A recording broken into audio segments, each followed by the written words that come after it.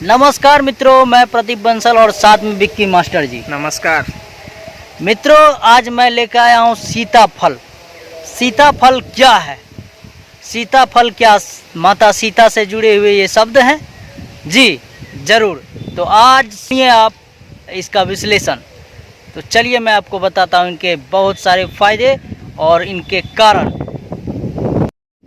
दोस्तों, सभी के मन में और हमारे मन में भी यह सवाल आता है कि सीताफल का नाम सीताफल क्यों पड़ा।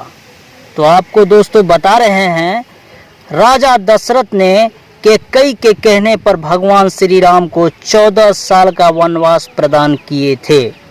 और भगवान श्री राम जब वनों में गए तो वनों से माता सीता के लिए सीताफल लाया करते थे और माता सीता को यह फल अत्यंत प्रिय और पसंद थे। इसी के कारण इनका नाम सीताफल पड़ गया।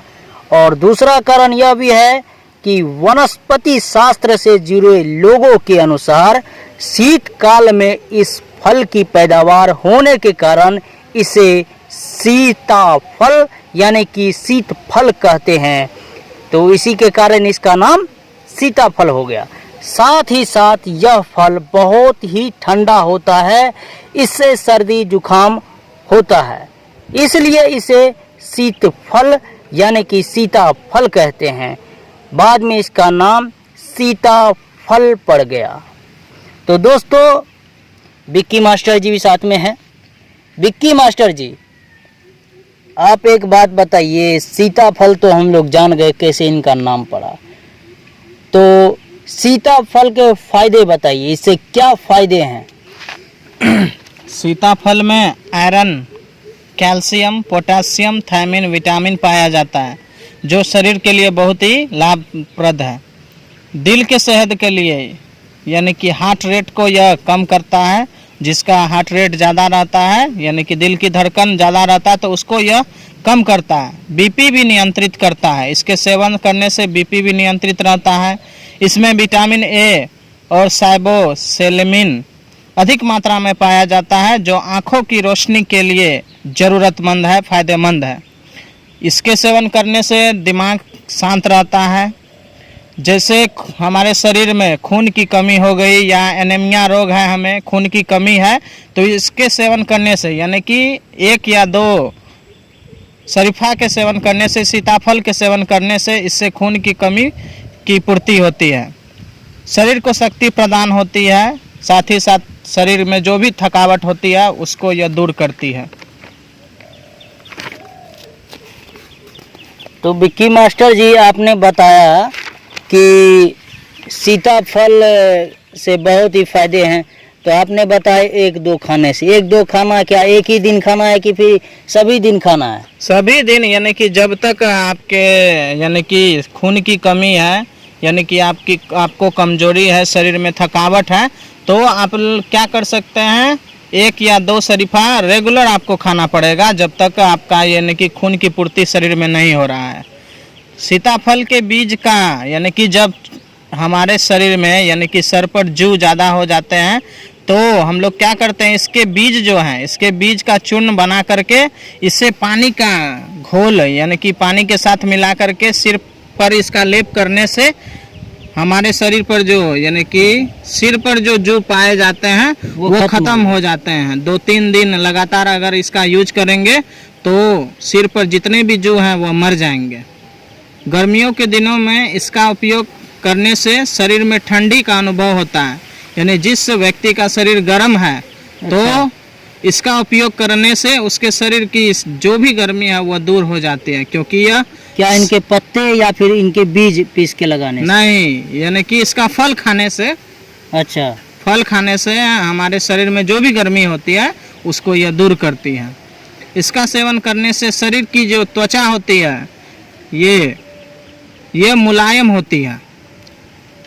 पीत में अगर आपको यानी कि पथरी है यानी कि पत्थर है तो इसके सेवन करने से 25 ml जूस इसका बना करके, साथ ही साथ संधा नमक इसमें मिला करके इसका सेवन करने से हमारा जो भी पथरी है वो गल जाता है। तो इसके बहुत से फ़ायदे हैं। ब्लड शुगर को भी यह नियंत्रित करता है। तो विक्की मास्टर जी, आप ये बताइए कि सीताफल को कितने नामों से जाना जाता है? सीताफल को सीताफल भी कहा जाता है, शरीफा भी हम अपने यानी कि हिंदी लैंग्वेज में हम शरीफा भी इसका यूज करते हैं, और इंग्लिश लैंग्वेज में यानी कि इंग्लिश में हम इसे कस्टर्ड एप्पल भी कहते हैं।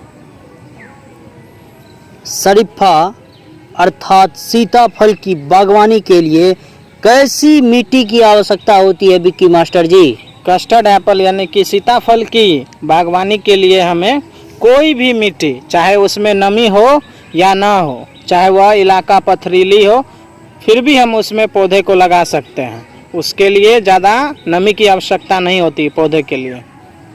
अच्छा विक्की मास्टर जी, बहुत जो व्यक्ति हैं हमारे मित्र हैं, वो अभी बहुतों के मन में सवाल ये आ रहा होगा, इनके पौधे कहाँ से हमें प्राप्त हो?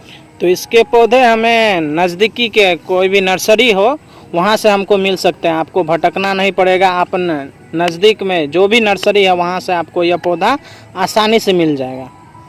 अच्छा, एक सवाल और आता है हमारे मन में, क्या इसके लिए ज़्यादा पानी या सिंचाई भी ज़रूरी है? ये बताइए।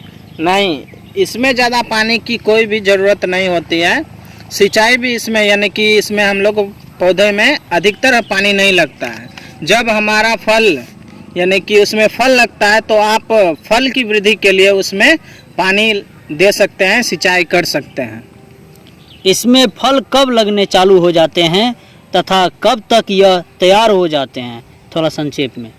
इसमें फल बरसात के मौसम में यानी कि जून जुलाई में इसमें फल लगना स्टार्ट हो जाता है, और जब अगस्त सितंबर यानी कि 2 महीने 1.5 महीने के अंतराल में, 2 से 1.5 महीने के अंतराल में इसके फल यानी कि तैयार हो जाते हैं। सितंबर तक का समय यानी कि सितंबर तक ये फल तैयार हो जाते हैं, पक जाते हैं। अच्छा, उसके बाद आगे की प्रक्रिया हम खा भी सकते हैं।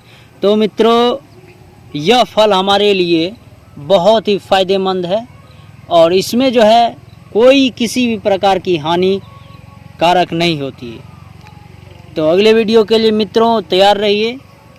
धन्यवाद सभी को। धन्यवाद।